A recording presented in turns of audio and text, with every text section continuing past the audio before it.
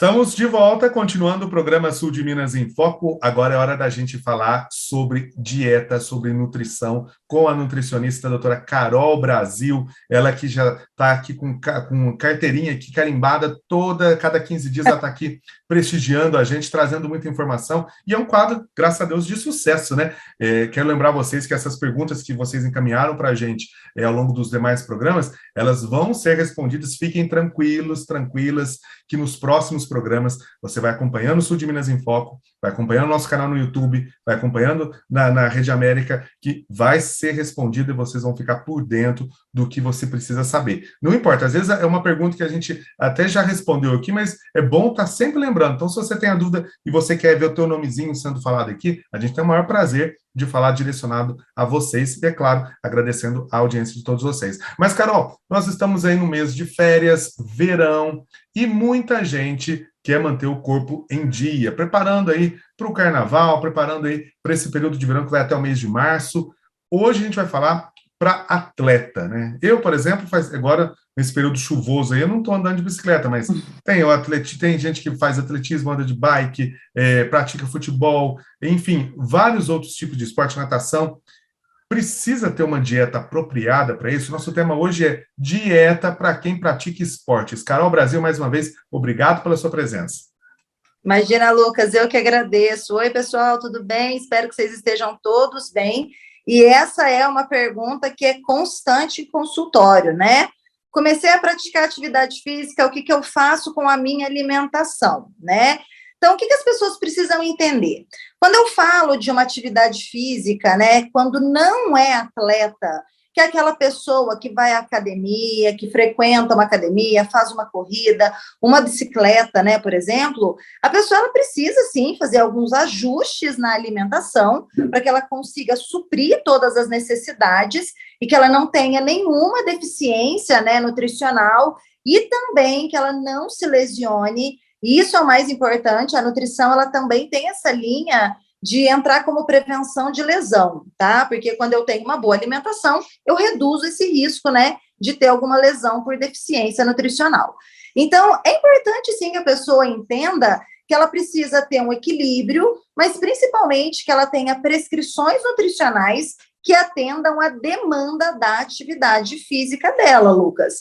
Então, para cada tipo de prática esportiva, a gente tem uma linha de raciocínio em relação à nutrição. Então, algumas atividades físicas, elas precisam de um pouco mais de carboidrato, outras precisam de um pouco menos, outras eu preciso aumentar a quantidade de proteína, mas, de maneira geral, o que a gente entende como essa dieta para o praticante de esporte?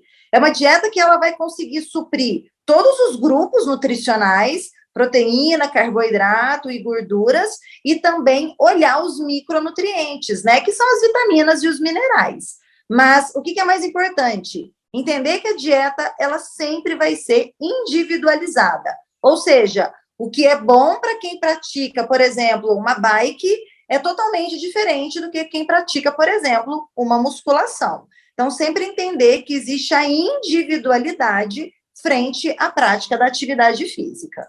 Ô, Carol, as pessoas que geralmente gostam de madrugar, né? Elas madrugam para ir para academia ou para fazer uma caminhada, uma corrida. Qual que é a alimentação ideal para quem pratica esporte físico logo quando acorda? Tem muitas pessoas, Lucas, que elas não conseguem comer pela manhã.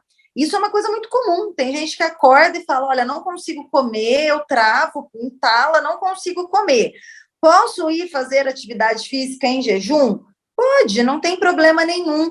Qual que é a nossa recomendação? O dia anterior, que a gente chama de ceia, né? A última refeição antes de você dormir, tentar colocar uma boa fonte de carboidrato.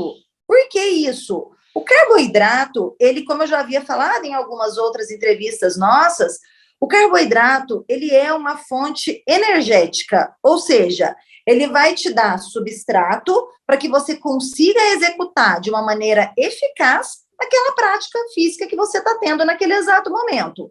Então, por isso que a gente nunca corta o carboidrato do praticante de atividade física, né? Porque se eu corto, ele não vai ter substrato energético.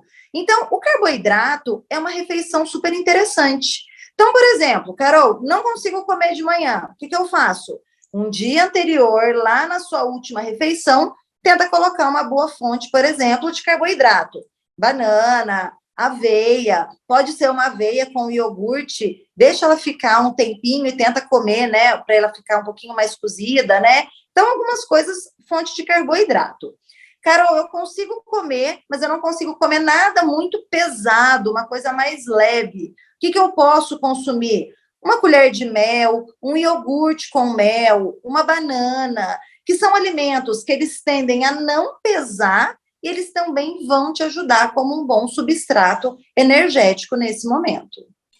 Carol, e tem gente que gosta de alimentar bem, né, almoçar e já partir para fazer um pedal, uma corrida ou jogar um futebol. Isso pode prejudicar?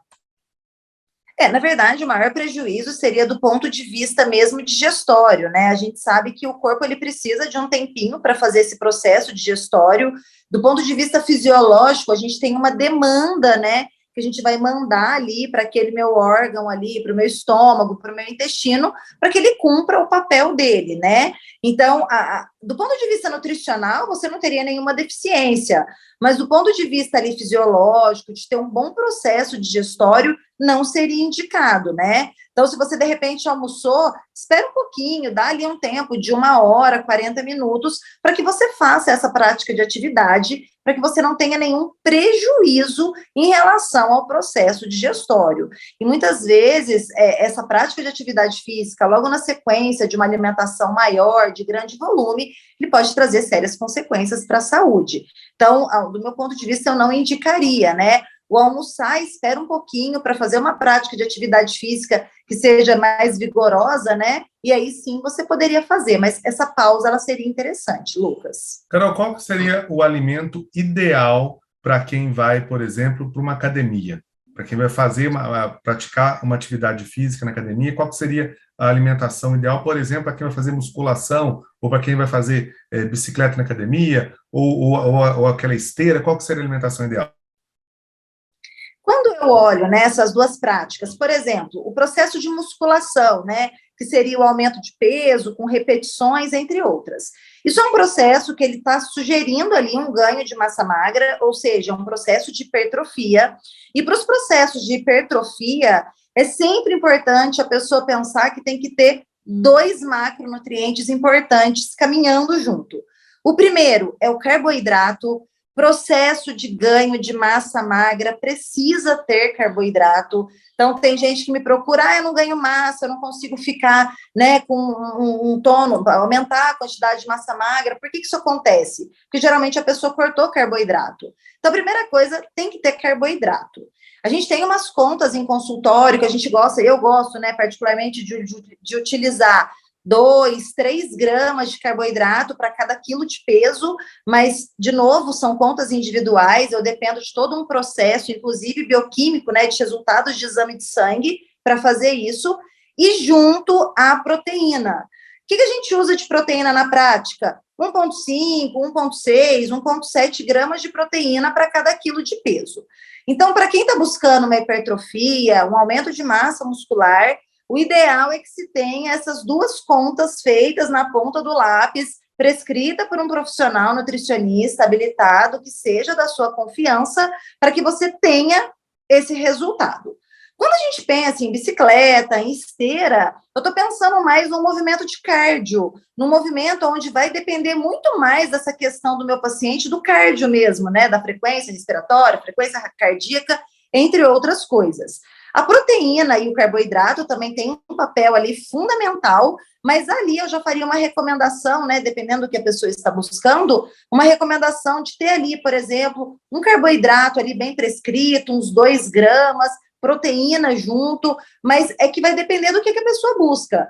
Geralmente quem opta ali pela bicicleta, pela esteira, todos os dias, é uma pessoa que está procurando, de alguma forma, fazer uma redução de peso, uma redução de percentual de gordura, e aí, para cada caso, é uma prescrição totalmente diferente. Agora, Carol, qual seria o alimento ideal? Qual que seria a composição diária ideal para quem gosta de praticar esporte, quer ter e manter uma alimentação em dia? Olha, Lucas, quando a gente fala, né, de atividade física em geral, vale a mesma premissa para todas as dietas. Não existe um único alimento que vai ser, né, o melhor alimento, né? Todo mundo fala, estou fazendo atividade física, tem que comer 10 ovos por dia.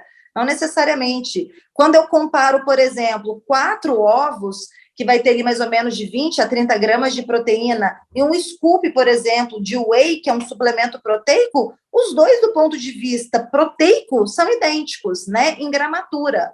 Então, um único alimento, ele não vai ser o primordial, né, o essencial, mas sim essa mescla, né, colocar proteína, colocar carboidrato, frutas e verduras. Na prática de atividade física extenuante, é muito comum que a gente tenha algumas perdas, principalmente de alguns nutrientes, como, por exemplo, ferro. É muito comum, às vezes, você ter microlesõezinhas que façam uma redução de ferro. Então, sempre tem que estar de olho nisso. Então, o que seria o alimento, né? O ideal? Seria todo esse composto, né? Você colocar de tudo, não cortar alimento, fruta, verdura, arroz, feijão, carne, né?